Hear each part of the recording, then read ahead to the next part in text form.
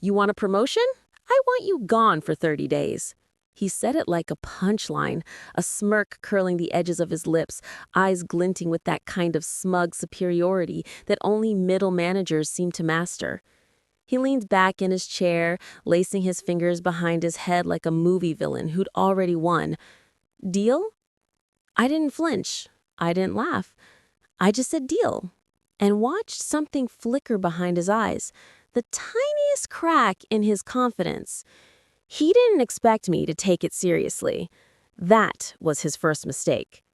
I worked at Helix Financial Analytics, an investment data firm in downtown Chicago.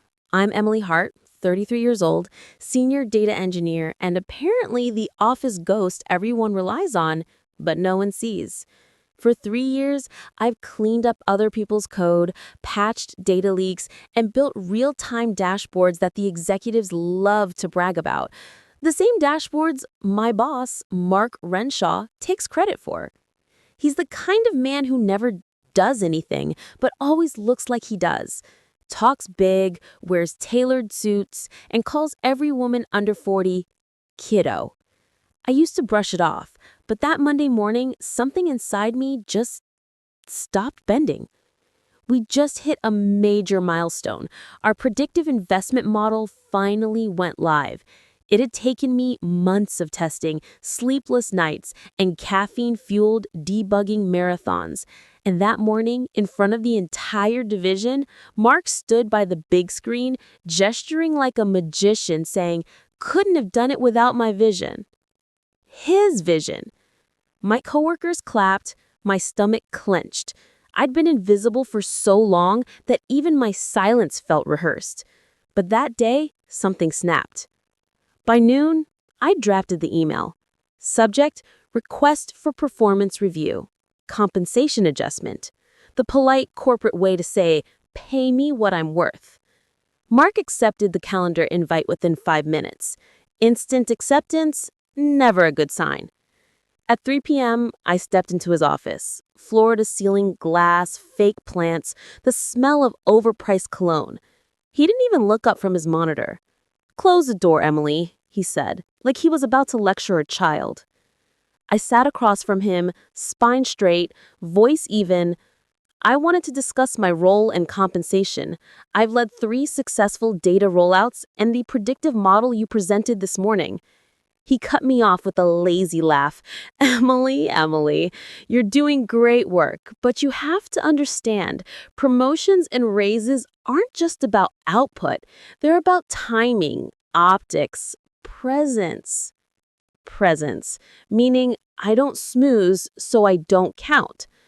I try to stay calm. I understand optics, but numbers don't lie. The rollout increased client retention by 14%. I'm asking for a fair adjustment. That's when he leaned back and smirked and dropped the line that would change everything. You want a promotion? I want you gone for 30 days. Deal? He expected a laugh, maybe a timid, "Oh, come on, Mark." Instead, I met his eyes and said, "Deal." The silence stretched so long I could hear the hum of his monitor. Then he chuckled awkwardly. "Wait, I was kidding." "Too late," I said, standing. "I'll let HR know I'm taking my accrued leave." He blinked, words fumbling. "Emily, that's not—" But I was already halfway to the door. By 4, I drafted my email. Per our conversation, confirming I'll be taking 30 days of approved PTO effective immediately, as agreed. Please redirect all active data projects to Mark during this time. CC, HR. Send. When I saw the read receipt paying, I smiled. The rest of the day, I worked quietly, not to sabotage, but to clean. I documented everything, labeled every data set, uploaded clear instructions, even created backups for systems he didn't even know existed. Then, just before logging out, I sent one final Slack message to the team. "Hey team, I'll be offline for a bit. Any project escalations, please contact Mark directly. He's fully briefed." When I hit send, I swear I heard it. The digital equivalent of a needle scratching off a record. Everyone in the channel saw it, and they all knew what it meant. I'd handed the wheel to the guy who didn't even know where the brakes were. When I shut my laptop that evening, the silence was thick. For the first time in years, my inbox wasn't pulling at me. No midnight emails, no 6 a.m. quick fix requests. I took a walk through the city. The air smelled like rain and possibility. And for the first time, I realized how exhausted I really was. Day 1 of freedom. I woke up at 8 instead of 6, made coffee, opened my laptop out of habit, then closed it again. No work, no Slack, no guilt. By day 3, I started hearing from people. A text from Nina, one of the analysts. "Hey, did you move the client data sync? Mark says it's missing." I didn't reply. Day 4, another message. "Billing system throwing errors. Any idea what you changed?" Nothing, I thought. I changed nothing. You just never noticed how much I did. By day 5, Mark called twice, then left a voicemail. "Hey, Emily, hey, just checking in. I know you're on break, but could you maybe hop on for 10 minutes? We've got a small hiccup with the reporting API. I deleted it. It wasn't about pay anymore. It was about proof. He wanted a month without me. Then he did it. All 30 quiet, unraveling days of it. As I watched the sunset over the skyline that night, I realized something important. When people think you're replaceable, sometimes the best revenge isn't to argue. It's to disappear and let the silence do the talking. Mark's lesson had just begun. By day 6, the first cracks started to show. I wasn't checking emails, but my phone lit up like a Christmas tree. Missed calls, Slack notifications, and frantic texts from coworkers. I ignored them all. That morning, while I was sipping my coffee and reading a book for the first time in forever, Mark was probably pacing in his glass office, realizing what "gone for 30 days" really meant. I'd left every system documented, but that's the thing. Documentation only works if you understand it. Mark had built his entire career on smoke, mirrors, and people like me quietly holding everything together behind the scenes. Now the mirrors were cracking and the smoke was clearing. By day 7, the client reports stopped syncing. Every Monday, automated reports pulled live data and sent summaries to investors. It was my code that handled the time triggers, authentication tokens, and fallback scripts. When the auth credentials expired, which they always did weekly, someone had to refresh them manually. That someone had always been me. Now, no one knew how. A message popped up on my phone that night from Nina again. "Client reports didn't go out. Mark said you didn't leave him the credentials. He's furious."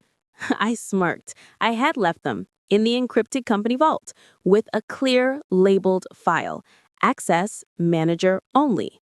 But Mark had never bothered learning the vault system. Day 8, my friend Rachel called. She worked in a different department, HR.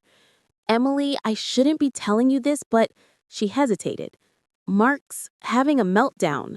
The execs are on him about the client dashboard outage. He told them you took key access data with you." I froze mid-sip. "He what?" "Yeah, he's blaming you. But IT checked the logs. Everything's intact. The credentials are in the vault. He just doesn't know how to retrieve them." I couldn't help but laugh. So basically, he accused me of sabotage because he can't follow instructions. Rachel chuckled nervously. "Pretty much. But it's bad, Em. They've got 2 major clients threatening to suspend contracts. If this doesn't get fixed soon, let me guess, they'll ask me to come back early." Sure enough, the next morning, an email came through my personal inbox. Subject: Urgent assistance requested. From Mark Renshaw. "Emily, I know you're on leave, but we're facing some technical issues with the API integrations. It would really help if you could spare a few minutes to walk us through your setup. I'll make sure it's noted with management." Mark Renshaw. I read it 3 times, each word tasting like karma. I didn't reply. Day 10, they lost the client. Not just any client. Henderson Capital, one of our biggest accounts. Their real-time investment feed stopped updating, and the CEO apparently called a 9 a.m. emergency meeting. Mark promised it would be fixed within the hour. Except, of course, it wasn't. He tried reconfiguring the credentials himself and somehow managed to revoke the company's entire API access instead. Every connected system went dark. When I got the update from Rachel, I was sitting at a cafe by the lake, sunlight glinting off the water. "He's losing it," she whispered over the phone. "He yelled at IT, blamed you again, and the director told him to shut up and fix it." I grinned. "Oh, Mark, you wanted 30 days without me? Congratulations, you got your wish." But what I didn't expect was how quickly the office politics would turn. By day 12, the team chat leaked. Someone had screenshotted Mark's meltdown messages, him calling the project a disaster inherited from lazy staff and accusing certain people of intentionally withholding access. Those screenshots landed in the company's group chat. Everyone saw them, including the senior vice president. Nina texted me later that night. "He's in trouble. HR opened a misconduct investigation. Word is, the execs found out you actually documented everything with timestamps." That's when I remembered. Before leaving, I'd saved a read-only document in our shared drive titled Transition Notes 2025 with a change log showing my last updates. Timestamped, detailed, verifiable. Every single issue they were facing was preventable. He just hadn't read the file. Day 13, another message arrived. This time from Karen Lewis, the director of operations. Subject: Request for clarification. "Hi, Emily. I understand you're on leave, but we're currently auditing several data management processes you previously handled. If you're available for a brief consultation, we'd appreciate your insights. Compensation for your time can be discussed. Thank you." Now that was interesting. Mark wanted me gone. Karen wanted me back, and she was talking payment. I thought about it for a while. I could have jumped in, fixed everything, and looked like the savior. But that wasn't the lesson here. Mark had to crash before he could burn. So I waited. By day 15, the company's reputation was tanking. Clients were tweeting. #HalixData down started trending locally. The executive board held an emergency meeting without Mark. And I knew it because Rachel texted me 2 words that made my day. "He's suspended." I set my mug down slowly, heart racing. He'd done it to himself. In less than 2 weeks, the man who mocked me in front of a room full of people, who smirked like he owned my worth, had imploded under the weight of his own arrogance. But here's the thing. Revenge doesn't always end when the villain falls. Sometimes it begins right after. Because the next morning, I got another email. This one was short, polite, and from the CEO himself. Subject: Meeting request, Helix Operations Review. "Emily, I'd like to discuss the current situation and your potential return. Please let me know your availability." I closed my laptop, leaned back, and smiled. Mark was gone. The company was desperate, and I had 30 days to decide just how far I wanted this deal to go. When I walked back into Helix Financial Analytics on day 16, the air felt different. Not heavier, just quieter, like the hum of overworked servers after a power surge. I hadn't planned on coming in so soon, but the email from the CEO wasn't exactly one you ignored, especially when it came with a follow-up from HR confirming that my consultation would be fully compensated. The same lobby, same glass walls, same sterile scent of coffee and desperation, but the looks were new. Eyes followed me. Not the dismissive glances from before, but the kind that carried whispers. "Is that her?" someone murmured near the elevators. "The one who left, the reason Mark got suspended?"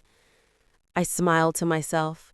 Funny how quickly people start paying attention once you stop begging to be seen. The CEO's assistant met me at reception and ushered me upstairs. "They're waiting in the boardroom. she said softly, almost apologetically. Inside, the mood was tense. Karen Lewis from operations sat at the head of the table. The CEO, Richard Hale, stood by the window, arms crossed. Beside him, two senior VPs looked like they hadn't slept in days. "Emily," Richard said, turning toward me, with a strained smile. "Thanks for coming in on short notice." "No problem," I replied evenly. "I'm on leave, but I figured this was worth hearing." Karen gestured to a chair. "Please sit." I took my seat, setting my notepad on the table, mostly for show. Richard cleared his throat. "You've probably heard what's been happening." "I've heard rumors," I said carefully. He exhaled. "To be blunt, we're in a mess. Henderson Capital terminated their contract. Two others are on the verge of following. Internal audits show that your system documentation was correct, but your manager failed to act on it. Now we need to stabilize operations before the board steps in." "And Mark?" I asked. Karen's lips pressed into a thin line. "He's been suspended pending investigation. There were other issues as well, conduct related." I didn't flinch. I already knew. Rachel had told me he'd yelled at IT, berated junior analysts, even accused one of them of leaking files. The man had finally self-destructed. Richard leaned forward. "Emily, we'd like you to step in, temporarily, to oversee the data division. Help us get back on track. You'll have full access and authority. In return, we're prepared to offer a significant compensation package." There it was. The offer I'd wanted months ago. The recognition he'd mocked me for asking for. I folded my hands. "I'll consider it," I said, "but I have conditions." Karen's eyebrows lifted. "Go on." "First," I said, "I want a written contract, not a verbal promise. I'm not walking into another situation where someone takes credit from my work. Second, I want complete autonomy over the rebuild. My team, my schedule, my strategy. And third," I paused, meeting Richard's eyes, "I want my title to reflect what I've been doing for years. Director of Data Systems." The room went still. One of the VPs shifted uncomfortably. Richard glanced at Karen, then back at me. "That's a big ask." "It's a fair one," I said. "You said it yourself. The system works when I'm here. It collapses when I'm gone. You don't need another manager. You need leadership that actually understands the system." Karen nodded slowly. "She's right." I could see the calculation in their faces. Risk versus reward. Desperation versus pride. Finally, Richard sighed. "You'll have your offer by tomorrow. Full terms. If we agree, you start Monday." I smiled politely. "Then I guess we'll see each other Monday." As I left the boardroom, I passed by Mark's office, or what used to be his office. The blinds were drawn, the nameplate gone. Only a cardboard box sat on the desk inside, half filled with his things. A coffee mug, a few papers, and a framed photo of him shaking hands with Richard. The door was unlocked. I stepped inside. On the desk, a single post-it note read, "Do not discard, HR." I stared at it for a moment, then picked up the frame. In the reflection of the glass, I saw myself, calm, collected, and finally in control. I set the frame back down. "You wanted a month without me. I hope it was worth it." When I got home that evening, my inbox was overflowing again, this time with messages of support. Nina, Rachel, even people from departments I barely knew. "So proud of you. He got what he deserved. Can't wait for you to take over." But one email stood out. It was from Mark, sent at 6:17 p.m. Subject: "You win." "Emily, I don't know how you did it, but congratulations. I've been terminated effective immediately. I hope you're happy. You ruined me. I stared at the screen for a long time, feeling not guilt, not joy, something quieter. A strange mix of vindication and finality. He wasn't wrong. I had one. But I hadn't ruined him. He'd done that himself. I shut the laptop, exhaled, and let the silence settle around me. For the first time in years, it wasn't uncomfortable. It was peace. But deep down, I knew the story wasn't over yet. Because people like Mark don't disappear quietly. And some debts, once paid, still echo. And if he ever decided to come back swinging, I was more than ready to swing harder. Monday morning, I walked into Helix Financial Analytics not as a ghost in the background, but as Emily Hart, Director of Data Systems. The title looked surreal printed on my new ID badge. HR had finalized everything over the weekend. The raise, the authority, the acknowledgement that had taken years to earn. But even with the satisfaction humming under my skin, I couldn't ignore the lingering unease that came with inheriting Mark's mess. His old office was now mine. Same sleek desk, same window view over the Chicago skyline, same faint trace of his cologne clinging to the air. A reminder that arrogance doesn't evaporate easily. The first few hours were chaos. Meetings with IT, conference calls with panicked clients, analysts nervously walking on eggshells around me. I made it clear from the start, no blame games, no more silencing. We fix this together, I told them, and this time, credit goes where it's due.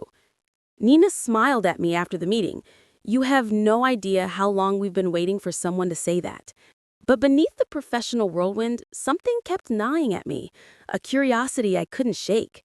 During my first walkthrough of the department, I noticed Mark's digital access had been frozen, yet there were still unarchived folders under his credentials.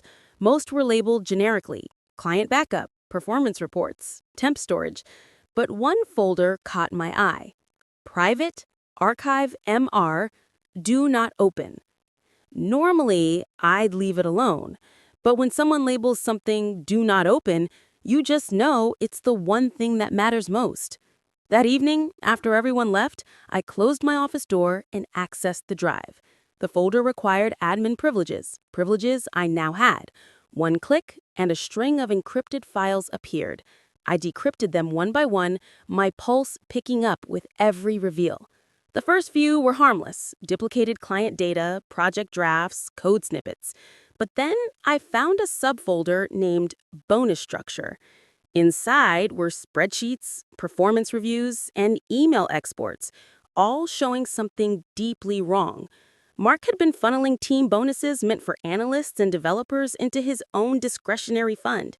He'd been signing off performance-based allocations that redirected payouts directly into his account every single quarter. I scrolled faster, disbelief tightening my test. The evidence was clear, undeniable. Approval trails, signatures, and expense justifications forged with subtle edits. It wasn't just unethical, it was corporate theft. He hadn't just taken credit for our work, he'd taken our money. My hands trembled as I opened one final document, an unsigned memo addressed to HR and legal, dated 6 months ago. The author, Nina Perez. It read, I'm submitting this anonymously, but I need to report potential financial misconduct by Mark Renshaw. There are irregularities in the team bonus reports. Please investigate before the next review cycle. There was a note at the bottom. HR review postponed, pending manager clarification. He'd buried it. He'd intercepted her report before it reached upper management. I leaned back in my chair, stunned. All this time, we thought he was just an arrogant credit stealer. But he was worse, calculated, corrupt, and manipulative. The next morning, I called Nina into my office. She walked in nervously, probably assuming she'd done something wrong. Close the door, I said gently. She did. Is everything okay? I turned my monitor toward her. You wrote this. Her eyes widened. Where did you... I mean, yes, but I thought they ignored it. They didn't, I said quietly. He buried it. I found the files last night. She pressed her hand over her face, shock flooding her face.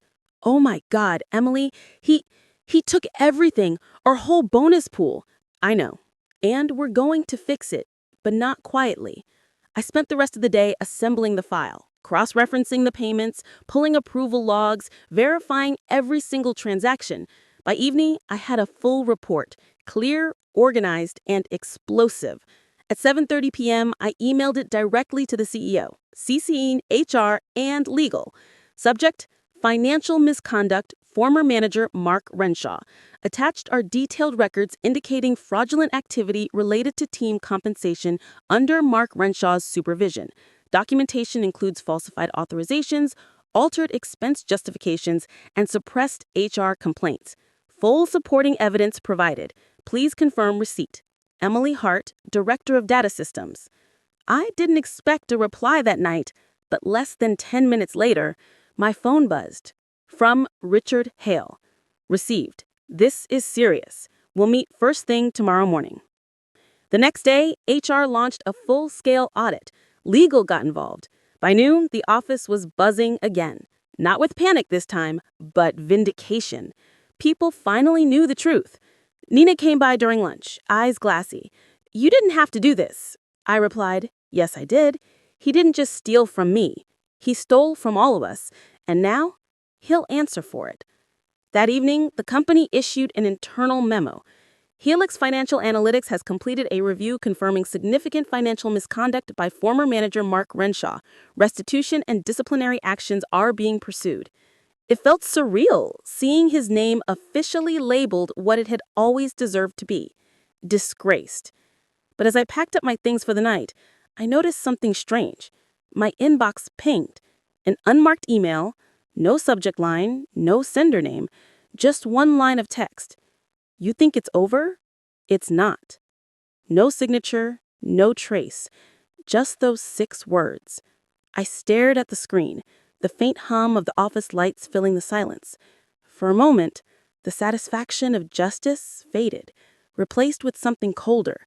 Because while Mark might have been gone from the company, he clearly wasn't done with me. I didn't sleep that night. Those 6 words, you think it's over? It's not, looped in my mind until dawn. It wasn't fear, exactly. It was anticipation, the kind you feel when you know a storm's coming, but you've already boarded up the windows. By 8 a.m., I was back at the office. The company had gone into silent lockdown mode. HR interviews, compliance meetings, quiet whispers in hallways. Word had spread fast. Mark Renshaw had been officially terminated, with cause, pending criminal charges. His access was gone, his accounts frozen, his name scrubbed from the leadership board in the lobby. And yet, somehow, he'd still managed to reach me. I called IT. I want to know how that message got through. Trace it. By noon, they confirmed it. An anonymous VPN route, foreign IPs, masked headers. The email was untraceable, but the language? That was Mark. Arrogant, threatening, cornered. I leaned back in my chair, letting the sunlight spill across my desk. If you want another round, I murmured to myself, then let's play. That afternoon, during a meeting with legal, the CEO called me into his office. Richard Hale wasn't a man who wasted words. He gestured to the chair across from him. Emily, close the door. I did. He slid a printed email across the table. This came in an hour ago, to the board. It was from Mark, a desperate, furious manifesto trying to paint me as the villain, accusing me of sabotage, falsifying evidence, even coercing HR into framing him.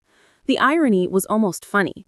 He'd attached screenshots of altered documents to support his claims, but the metadata gave him away. Every file had been modified after his access was revoked. He's still trying to manipulate the narrative, Richard said, shaking his head. But don't worry, we're already ahead of him. Good, I said, my voice steady, because I'm not done either. That night I gathered the team, everyone who had worked under him, the same people he'd underpaid, silenced, and used as stepping stones. Tomorrow, I told them, we present our story, publicly. We put together a presentation, not a rant, not revenge, just truth, data-backed. Every project, every achievement that had been stolen by him now had a name beside it. Every analyst, every coder, every developer finally got their recognition. The next morning, in front of the entire corporate staff, I walked onto the stage in the auditorium. My heart raced, not from nerves, but from the weight of justice finally landing where it belonged. "Good morning," I began. "I'm Emily Hart, and this is the team that built everything Mark Renshaw claimed as his own." The lights dimmed, the screen lit up, graphs, timelines, screenshots, internal metrics, side-by-side comparisons of fabricated reports versus real ones. Gasps rippled through the crowd. Some employees leaned forward in disbelief. Others just nodded, finally seeing what they'd suspected all along. I ended with one simple slide. Integrity wins quietly until it speaks loud enough. When I stepped off stage, the applause wasn't loud, it was powerful. The kind that carries relief more than excitement. Vindication. By noon, HR announced a new internal initiative, the Employee Integrity Program, a transparency system built to ensure every contribution was recorded and credited automatically. My system, my design, my idea. And just like that, the company that once silenced me was now shaped by my voice. But the story wasn't over. Not yet. 3 days later, my phone rang. An unknown number. I answered out of instinct. "Emily," the voice rasped on the other end. Familiar. Chilling. "You think you've won? You destroyed me." "Mark," I said calmly, "you destroyed yourself. I just showed everyone the pieces." He laughed, a dry, bitter sound. "You'll regret this." "I doubt it," I replied, then hung up. The police traced the call later that day. He'd been picked up by financial crimes investigators for falsifying statements and unauthorized transfers. He wouldn't be smirking again anytime soon. A week later, the board called me in again. This time, it wasn't about crisis. It was about leadership. "Emily, we've seen what you can do when things fall apart. We'd like to see what you can do when you're in charge." He slid a letter across the table. "Promotion offer. Vice President of Operations." My hands trembled, not out of shock, but pride. The kind that comes when you finally stop being underestimated. I took a breath, met his eyes, and said, "Deal." Walking out of that office, I glanced at the window overlooking the city. The reflection staring back wasn't the quiet employee who once begged for recognition. It was a woman who learned that silence may keep peace, but speaking up rewrites the story. And for the first time in years, I smiled, because this chapter wasn't revenge. It was closure. 6 months passed. The chaos faded, replaced by quiet progress. The office no longer felt like a battlefield. It felt like mine. Every morning, I'd arrive early, coffee in hand, passing the glass doors now etched with my new title, Vice President of Operations, Helix Financial Analytics. It still felt surreal, not because of the position, but because I'd earned it without shortcuts, without manipulation, and without stepping on anyone to get there. Under my leadership, things changed. Bonuses were transparent. Credit was shared openly. HR complaints didn't vanish mysteriously anymore. People smiled in meetings, spoke freely, trusted again. Helix was healing, and so was I. But even peace has echoes. One morning, my assistant brought me a brown envelope. She said, "No return address." Inside was a folded letter, handwritten, ink slightly smudged. "Emily, I don't expect forgiveness. Prison changes how a man sees his reflection. I've had too much time to stare at mine. You were right. I built my success on the backs of better people. On yours. You wanted integrity. I wanted control. You won." By Mark Renshaw. I sat back staring at the signature. There was no arrogance in his name, just resignation. I didn't feel joy or anger or vindication, just quiet understanding. Sometimes victory isn't about watching someone fall. It's about realizing you've risen above the version of yourself that needed revenge. That afternoon, I walked to the old data floor, the same space where it all began, the endless overtime nights, the invisible contributions, the whispered frustrations. But now, the place looked different, bright, busy, hopeful. Nina spotted me from across the room and grinned. "Hey, boss, you're not checking up on us, are you?" "Just visiting," I said, smiling. "Good, because we're actually ahead of schedule for once." We both laughed. The sound echoed softly, like a memory rewritten. As I turned to leave, I caught a glimpse of the skyline through the tall windows, the same view Mark once bragged about. It didn't feel like his anymore. It felt like the future. Later that evening, I walked alone through the quiet office, lights dimmed, city glowing beyond the glass. I stopped at my desk, where a single sticky note from Nina was waiting. You didn't just change the company, you changed us. I smiled, folded the note carefully into my journal. This wasn't about revenge anymore. It never truly had been. It was about being seen, being heard, being respected, about proving that integrity might take longer, but it always wins in the end. As I shut down the lights and stepped into the hallway, I caught my reflection in the glass door.